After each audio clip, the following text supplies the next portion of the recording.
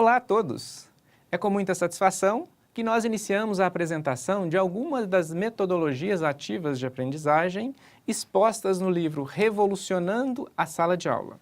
Além dos conceitos relativos a cada uma delas, nós vamos ilustrar o conteúdo com uma animação sobre a história de Beto, um profissional da área de negócios que se aventura pelo campo da docência. É uma trama permeada por desafios, superações e descobertas sobre a arte de ensinar. Após cada episódio, as técnicas são exemplificadas e complementadas pelas falas dos professores Silvia Casanova, Edivalda Leal e, por mim, Gilberto Miranda. Nesta primeira aula, falaremos sobre a técnica Storytelling, ou seja, contação de histórias. Movido pela indiferença dos estudantes, Beto pede auxílio à professora Camila Lisboa, uma renomada pedagoga da instituição. É quando conhece um método para o uso de contação de histórias em sala de aula. De posse desse novo método, Beto o coloca em prática ao criar a primeira história, a Saga de Dona Adelaide, para ensinar os conteúdos de alavancagem financeira aos seus alunos. Na segunda aula, falaremos sobre a construção da aula expositiva dialogada. No episódio Saliva e Giz, nosso protagonista aprenderá a importância do diálogo, dos conhecimentos anteriores e da problematização do conteúdo no processo de ensino-aprendizagem. Na terceira aula, incentivado por seus alunos, Beto se aproxima de sua colega, a professora Marta, para conhecer o método do caso e, assim, aprender como estabelecer a ligação entre a academia e as práticas profissionais do mercado de trabalho. Na quarta aula, Beto descobre as possibilidades oferecidas pela sofisticada técnica PBL, Problem Based Learning, ou, em português, aprendizagem baseada em problemas. Beto percebe que, atuando em papéis distintos, professor e aluno aprendem muito com problemas do dia a dia. Na aula seguinte, quinta aula, estimulado pela professora Marta, Beto se encanta por uma técnica mais artística. Trata-se do roleplay, ou jogo de papéis, que transforma a aula em um quase teatro, em que os alunos assumem papéis como se estivessem no mercado de trabalho, possibilitando a aprendizagem de forma leve e divertida. Muito legal, gente! Na sexta aula, com o propósito de envolver os alunos de forma equilibrada nas atividades e também para desenvolver a capacidade de falar e ouvir, Beto vivencia o episódio Oratória e Escutatória, por meio da dinâmica Grupos de Verbalização e Grupos de Observação, mais conhecida como GV-GO. Por fim, na sétima aula, nossos atores extrapolam os muros da escola em uma viagem ao mundo real. Nessa aventura, são descritos os passos necessários para que uma visita técnica seja divertida, mas principalmente eficaz no processo de ensino-aprendizagem. Muito bem, nesta aula nos dedicaremos à técnica Storytelling, em português, contação de histórias. A contação de histórias surgiu há milhares de anos e vem de geração em geração, fascinando as pessoas e cumprindo seu papel de transmitir saberes por meio de narrativas. Devido ao seu caráter literário, as histórias são muito mais interessantes que os conceitos teóricos e filosóficos usualmente discutidos e usados em sala de aula. Por isso são mais envolventes, mais atrativas. Vejamos agora o primeiro episódio da história de Beto, intitulado Dormi Profissional e Acordei Professor. A propósito, será que isto aconteceu com algum de vocês?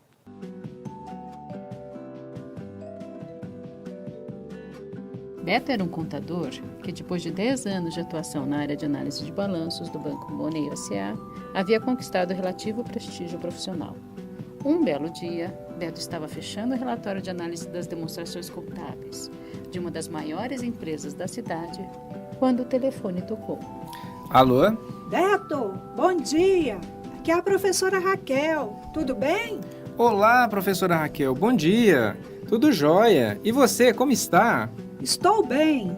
Beto, estou te ligando porque estamos com uma vaga para professor na área da análise das demonstrações contábeis. Lembrei-me de você. O que acha de fazer o nosso processo seletivo? Professora, você me pegou de surpresa. Seria uma honra para mim ser professor, mas será que eu consigo? Nunca ministrei aulas, não tenho experiência, nunca estudei didática. Minha experiência de sala de aula é só como aluno mesmo. Não se preocupe, Beto. Faça o processo seletivo.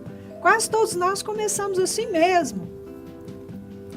Beto tentou se preparar para o início na docência, tomando por base os exemplos dos bons professores que tivera na faculdade. Muito embora a professora Raquel tenha passado diversas instruções sobre as regras e funcionamento da instituição, Beto notou que a aula era com ele mesmo. Ele teria que se virar. Na noite que antecedeu o primeiro dia de aula, Beto quase não dormiu. Rolou pela cama durante horas, em um misto de ansiedade e medo de se expor diante dos estudantes. Chegada a hora, estava nervoso, mas disposto a enfrentar o desafio. Nesse primeiro dia, ele falaria de análise horizontal. Tanto estudou que praticamente decorou o conteúdo e as falas. Após a aula, Beto sentiu-se relativamente satisfeito, pois conseguiu superar o medo e deu conta de todo o assunto que tinha preparado. Mas notou que a sua aula estava meio abstrata, um tanto teórica. Os estudantes pareciam apáticos, alguns atentos apenas ao celular. Beto fez algumas perguntas tentando iniciar um diálogo, mas o silêncio foi total. Alguns evitavam contato visual com medo de uma pergunta direta. Ele ficou muito incomodado. Como saber se os estudantes haviam entendido? Além disso, ouviu uma aluna sussurrar para a colega. O professor sabe muito, mas sabe para ele somente. Ele não sabe ensinar, não estou entendendo nada.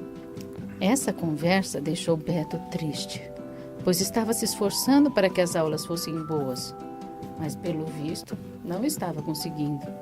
Chegando em casa, Beto relatou o ocorrido para sua esposa Lena, que sugeriu que ele procurasse Camila Lisboa, pedagoga e pesquisadora sobre didática, amiga do casal. O rosto de Beto até se iluminou com a sugestão. É mesmo? Por que não pensei nisso antes? Vou ligar para ela amanhã. Marcaram uma reunião para o final da tarde daquele dia. Assim, Beto teria um tempo para preparar a próxima aula. Na reunião, Camila ouviu atentamente as inquietações de Beto. Pensou um pouco e depois disse: Beto, meu amigo, então você dormiu o contador e acordou o professor. É isso mesmo. Esta frase retrata exatamente o que aconteceu comigo, Camila. Me tornei professor sem me preparar para sê-lo. É verdade, Beto. Isso é o que ocorre com a maioria dos professores de ensino superior, principalmente nos cursos bacharelados. Mas vamos lá. O domínio do conteúdo você tem, porque é experiente. Assim, meu primeiro conselho para você é buscar alternativas de se formar professor. Conhecer diferentes metodologias, formas de avaliação, planejamento, currículo, etc. Tentar buscar uma formação docente inicial e refletir sobre sua prática. O que deu certo, o que deu errado, como melhorar. Camila, você tem razão.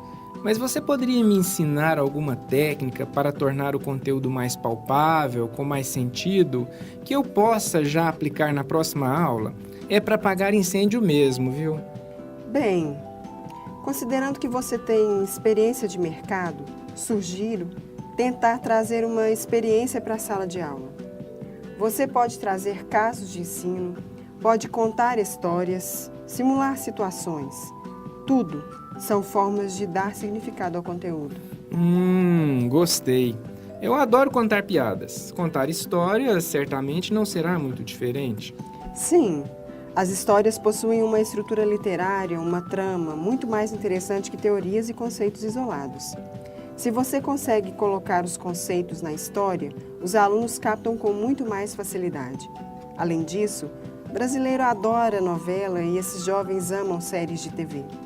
Beto, você poderá contar uma história e avaliar a experiência. Em geral, uma história tem a seguinte estrutura. Na situação inicial, os personagens e o espaço são apresentados ao leitor. Depois, Na quebra da situação inicial, ocorre um acontecimento que modifica a situação apresentada. O conflito emerge, surge uma situação a ser resolvida, que quebra a estabilidade de personagens e acontecimentos. Então, chega ao clímax, ponto de maior tensão na narrativa. E, finalmente, o desfecho, ou seja, a solução do conflito. Ao final da história, você poderá construir os conceitos junto com os alunos, fazendo com que eles descubram ou cheguem ao conceito por meio de uma linha de raciocínio. Não dê o conceito de graça, Beto. Mas veja bem, a contação de histórias requer preparação do professor.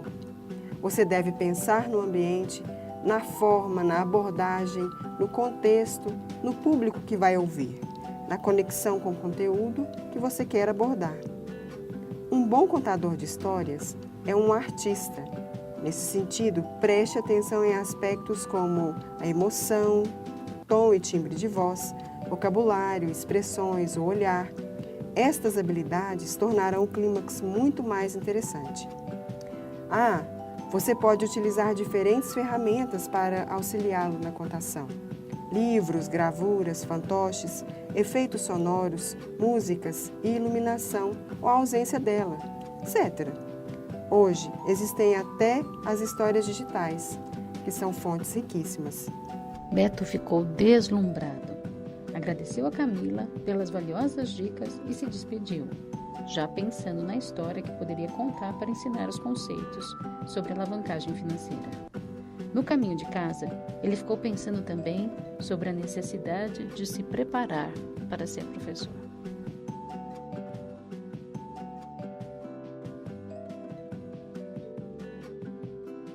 Após a conversa com Camila, Beto começou a refletir sobre como contar uma história envolvendo o tema alavancagem financeira.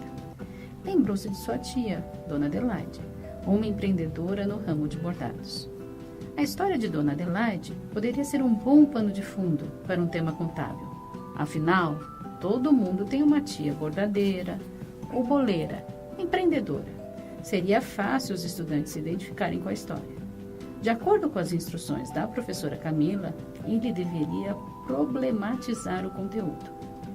Beto lembrou-se que havia explicado para os estudantes que o ROI, Return on Investment, era o retorno do negócio, da operação da empresa, enquanto o ROE, Return on Equity, era o retorno dos acionistas, ou seja, o que sobrava para os sócios. Então ele pensou em uma forma de problematizar esse conteúdo. Na sala de aula... Atenção, pessoal! A CIA Exemplo apresentou os seguintes indicadores: giro do ativo 1,20, margem operacional 0,50, retorno do investimento 0,60, retorno sobre o patrimônio líquido 0,95. Então pergunto a vocês, por que o retorno sobre o patrimônio líquido, o ROE, é maior que o retorno sobre o investimento, o ROI? Por que isso acontece? Inicialmente, ficaram todos apenas observando, mas após alguma insistência, alguns tentaram responder, ainda ressabiados. Depois de algumas respostas incorretas, Beto continuou. Bem, vou contar a vocês uma história, talvez possa ajudá-los. É a saga da Dona Adelaide. Imediatamente, os alunos já mudaram as posturas. Ficaram mais atentos, curiosos. Beto começou a narrar a história, se esforçando para colocar em prática as dicas relativas à emoção, tom e timbre de voz, vocabulário, expressões, o olhar. Dona Adelaide ficou desempregada aos 45 anos de idade. Após várias tentativas frustradas de se empregar novamente, ela resolveu utilizar os últimos 20 mil reais que lhe restavam para tentar iniciar o próprio negócio. Considerando que ela é filha e neta de costureiras e que seu avô era alfaiate, ela resolveu atuar no ramo de confecções. Pensava ela simplesmente que conhecia um pouco o negócio e que, portanto, teria maiores chances de sucesso do que se investisse seus minguados recursos em outra atividade. Investiria assim suas últimas economias em bordados finos. Após uma pesquisa não muito sofisticada, Dona Adelaide constatou que com esse dinheiro seria possível adquirir 2 máquinas de bordar com uma agulha, que custavam R$6.000 cada, e ainda lhe sobrariam R$8.000 para a compra de linhas e tecidos. Como eram máquinas programáveis, Dona Adelaide conseguiria trabalhar com até 5 máquinas simultaneamente. E assim ela fez, rezando para que seu negócio trouxesse resultados positivos. Seu investimento agora se resumia a 2 máquinas no valor de R$12.000 e alguns estoques e linhas de tecido no valor de R$8.000. Os estudantes pareciam interessados, intrigados com onde o professor chegaria com uma história tão inusitada. Beto ficou mais animado. Apenas um dos estudantes, na última fileira de carteiras, parecia alheio. Beto continuou com a história. Dona Adelaide era muito caprichosa, cuidava dos mínimos detalhes de cada peça. Assim, no primeiro ano, trabalhou apenas para conhecidos e familiares, em sua casa mesmo, sem nenhuma formalização do negócio. Ao final do período, ela tinha obtido um lucro líquido de R$12.000, já descontados os seus honorários. Dessa forma, Dona Adelaide resolveu retirar todo o lucro para atender suas necessidades mais prementes. Assim, o balanço patrimonial da entidade, ao final do período 1, permanecia com os R$20.000 investidos inicialmente. Dona Adelaide estava muito satisfeita com os resultados alcançados, pois ganhou mais da metade do seu capital inicial. Notem que o lucro operacional líquido, antes de deduzir o custo do capital de terceiros, quanto o lucro líquido são iguais. Assim, o retorno do negócio, ROI, foi de 0,60 e o retorno dos sócios, ROE, também. Por quê? Professor, isso ocorre porque todo o dinheiro aplicado era da dona do negócio. Isso mesmo, Isa, excelente! Nesse caso, não houve ganhos nem perdas com a alavancagem. Assim, o grau de alavancagem financeira foi igual a 1. Beto ficou ainda mais animado. Finalmente, os estudantes pareciam entender os conceitos e começavam a participar da aula. Bem, vamos lá. Imbuída de otimismo e considerando as oportunidades de serviço que não puderam ser aproveitadas por falta de máquinas, Dona Adelaide decidiu ampliar o negócio. O irmão de Dona Adelaide, seu Jacir, lhe ofereceu R$20.000 a uma taxa anual de 25%. Dona Adelaide pensou de forma simplista: se eu conseguir ganhar mais da metade do meu capital em um ano, pagar 25%, que é 1/4, certamente não será um negócio ruim. E aceitou o empréstimo. Com esse novo capital, Dona Adelaide comprou mais 2 novas máquinas e trabalhou com afinco durante 12 meses, focando sempre na qualidade de seus produtos. Ainda não conseguiu atender à demanda, que crescia cada vez mais. No final do segundo período, Dona Adelaide havia apurado um lucro em suas operações de R$24.000. Pagou os juros ao seu Jaci no valor de R$5.000 e verificou que ainda havia sobrado R$19.000. Dona Adelaide estava entusiasmada e ao mesmo tempo curiosa. No primeiro período, havia lucrado R$12.000 e agora no segundo eram R$19.000. É verdade que trabalhou bastante, mas esse ganho adicional de R$7.000 seria devido ao uso do dinheiro de seu Jaci? Como explicar para Dona Adelaide esse resultado? Vamos lá. Com uma taxa de ROI de 0,60, os R$20.000 de capital próprio produziram R$12.000 de lucro. Os R$20.000 de capital de terceiros do seu Jaci também produziram R$12.000, que diminuídos dos juros, R$5.000, sobraram R$7.000 para incrementar o lucro de Dona Adelaide, totalizando os R$19.000 de lucro. Em outras palavras, Dona Adelaide tinha uma taxa de retorno do investimento de 60%, ROI, no final do segundo período, igual ao do primeiro período.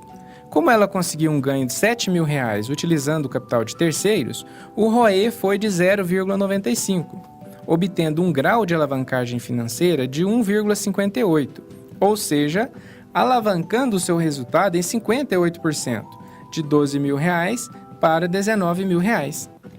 Nossa, agora eu entendi. Muito legal. Mas, professor, como está a Dona Adelaide? Está muito bem, obrigado. agitada por seu espírito empreendedor, já está pensando em ampliar o negócio novamente. Ao terminar a exposição da história, Beto perguntou aos discentes o que seria alavancagem financeira. Foram surgindo algumas frases. Ele foi colocando no quadro, completando as ideias e construindo o conceito com eles.